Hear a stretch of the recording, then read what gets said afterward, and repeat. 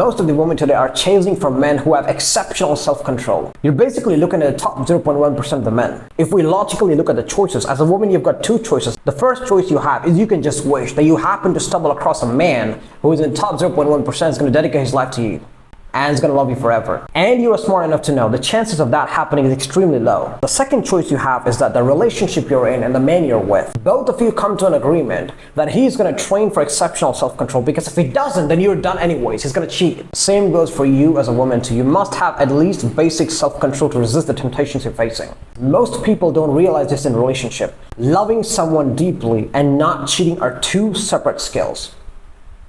You can love someone very much. You can love someone with all your heart and still cheat on them because you didn't have self-control. Understand? If you're a man or a woman and you want to not cheat, you want to resist temptation, then start training from today. The very thing you're avoiding, you have to go through it and resist it anyways. That's the only way to build self-control. You don't build self-control by avoiding the things you're not doing. You build self-control by going there and resisting the temptation. And you do it over and over until you have mastered it. If you're a man, you must know this. You want to resist temptations, you must get a hold of this. Which is why the times when you feel attracted to women, that is precisely the time for you to grow. That is precisely the very moment you must resist that temptation. If you want to have self-control. If you get exceptional self-control, you can resist whatever it is in this world. And that's one of the purposes you have to fulfill as a man. If you're a woman, you must have basic self-control in order to not cheat.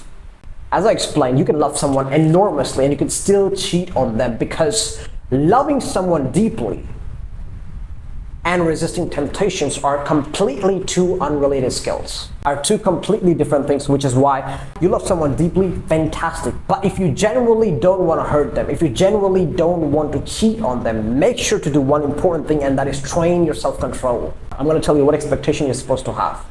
A guy or a girl is going to pass by you. You're going to feel the temptation because they look good, because they sound good, because they have the charisma, because they have fantastic physique, whatever might be the reason. You are going to feel the temptation, and that is precisely the moment where you must resist.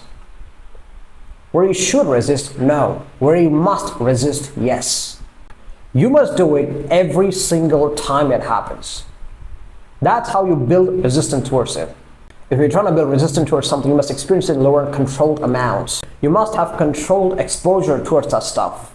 Once you have controlled exposure and you resist it, slowly the resistance is going to compound.